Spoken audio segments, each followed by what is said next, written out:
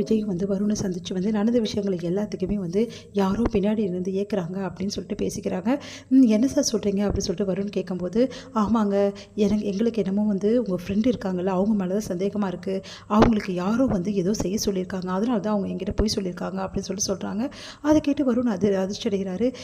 சரிங்க, இந்த விஷயத்தை பற்றி கண்டிப்பாக வந்து என் ஃப்ரெண்டு கிட்டே பேசி நான் வந்து இந்த விஷயத்தோட உண்மையை நான் கண்டிப்பாக கண்டுபிடிச்சி உங்ககிட்ட சொல்கிறேன், நீங்கள் கவலையே படாதீங்கன்னு சொல்லிட்டு வருண் வந்து ப்ராமிஸ் பண்ணுறாரு. இங்கே வந்து என்ன பண்ணுறாங்கன்னா, சூர்யா வந்து என்ன பண்ணுறாரு, நேராக வந்து கொரியர் சர்வீஸ்க்கு வந்து போகிறாரு.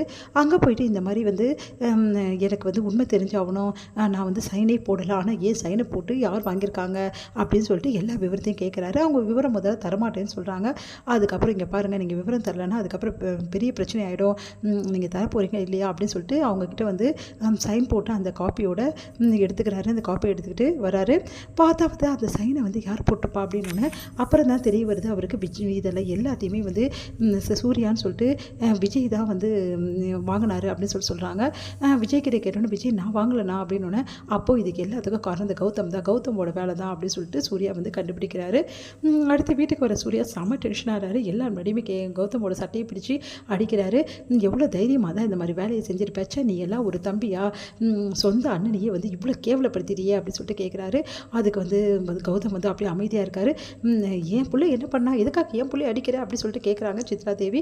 உடனே வந்து என்ன பண்ணானா, என்ன மாதிரி சைன் போட்டு லெட்டரை வாங்கியிருக்கான், இவன் பண்ண வேலையால் இவ்வளோ குழப்பம் நடந்திருக்கு, இவ்வளோ பெரிய பிரச்சனை நடந்ததுக்கு காரணமே இவன் தான் அப்படி சொன்னோன்னே, நான் ஒன்றும் அப்படிலாம் பண்ணலையே, நான் எந்த சைனையும் போடலையே அப்படின்றாங்க. உடனே வந்து ஓ அப்படியா அப்படின்னு சொல்லிட்டு அந்த லெட்டர் எடுத்து காட்டுறாரு. பார்த்தீங்கல்ல இந்த சைனை அப்படி சொல்லிட்டு சொன்னோன்னே, இல்லை வந்து சூர்யா அண்ணன் வந்து வேணுமே சொல்கிறாரு, போய் சொல்கிறாரு, சூர்யா சொல்கிறது யாரும் நம்பாதீங்க அப்படின்ற மாதிரி பேசுகிறாங்க. அதை கேட்டுட்டு பயங்கரமாக டென்ஷன் ஆகிடுறாங்க. நம்ம வந்து மகா வந்து செம்ம டென்ஷன் ஆகி, யார் இது வந்து போய் சொல்கிறா, சூர்யா போய் சொல்கிறாரா, சூர்யா சொல்கிறதா உண்மை, இந்த விஷயம் நாங்களும் கண்டுபிடிச்சிட்டோம் முன்னாடியே அப்படின்னு ஒன்று அதிர்ச்சி அடைகிறாங்க.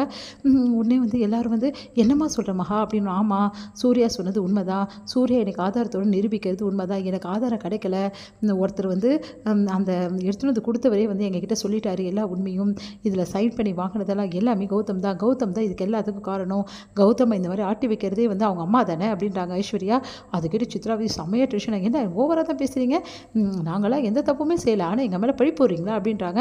யார் பழி போட்டது, உண்மையை தான் நாங்களும் சொல்கிறோம், கௌதம் நீ இப்படி பண்ணுவீங்கன்னு நான் நினச்சி கூட பார்க்கல, இவ்வளோ கேவலமாக நடந்திருக்கீங்க, உங்களால் எவ்வளோ பெரிய பிரச்சனை தெரியுமா வீட்டில், இதனால் உங்களுக்கு என்ன கிடைச்சது, வீட்டில் குழப்பத்தை ஏற்படுத்துறது, பிரச்சனை ஏற்படுத்துறது, இதுதான் உங்கள் 2 பேரோட வேலையா, உங்கள் அம்மா பேச்சை கேட்டுட்டு ஏன் இப்படி ஆகிட்டீங்க அப்படி சொல்கிறாங்க. ஐஸ்வர்யா உனக்கு அவ்வளோதான் சொல்லிட்டேன், நான் செய்யலைன்னு சொல்கிறேன்ல, இவ்வளோ பண்ணி கூட நான் செய்யலைன்னு சொல்கிறியா, உனக்கு அவ்வளோ தைரியமா, ஆனால் ஒன்று சொல்கிறேன், உனக்கு எல்லாத்துக்கும் இருக்குது, நீ பண்ண வேலை எல்லாத்துக்குமே இருக்குது, உங்கள் 2 பேருக்குமே சொல்கிறேன், சரி நீங்கள் 2 பேரும் இவ்வளோ கேவலமாக நடந்துப்பீங்க நான் பார்க்கலன்றாங்க.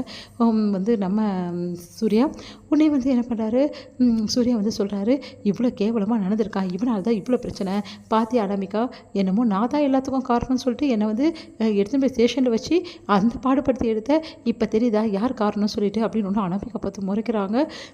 உடனே வந்து செம்மையாக டென்ஷனாக பார்க்குறாங்க. நீங்கள் இப்போ வீட்டில் உள்ளவங்க எல்லோரும் ஏமா இப்படிலாம் பண்ணீங்க, நீங்கள் பண்ண வேலைக்கு சூர்யா எவ்வளோ கஷ்டத்தை அனுபவிச்சான் அப்படின்னு சித்ராதேவியை பார்த்து அப்படியே முறைக்கிறாங்க. நம்ம ராஜலக்ஷ்மி எவ்வளோ தைரியமாக இருந்தால் என் பிள்ளைக்கு இவ்வளோ ஒரு கெடுதலை நீ பண்ணியிருப்பீங்க, சரி நீங்களாம் மனுஷங்களா, கூட இருந்து இப்படி குழியை பறிச்சிட்டிங்களே, உங்களெல்லாம் நான் கடைசி வரைக்கும் மன்னிக்கவே மாட்டேன், லக்ஷ்மி நீ இருமா நான் பேசிக்கிறேன் அப்படின்னு சொல்லிட்டு தாத்தாவை வந்து பேச ஆரம்பிக்கிறாரு. மரியாதை 2 பேர் வீட்டை விட்டு வெளியே போங்க, உங்களுக்கு இது வீட்டில் இடமே கிடையாது அப்படின்னு அதிர்ச்சி அடைகிறாங்க சித்ரா.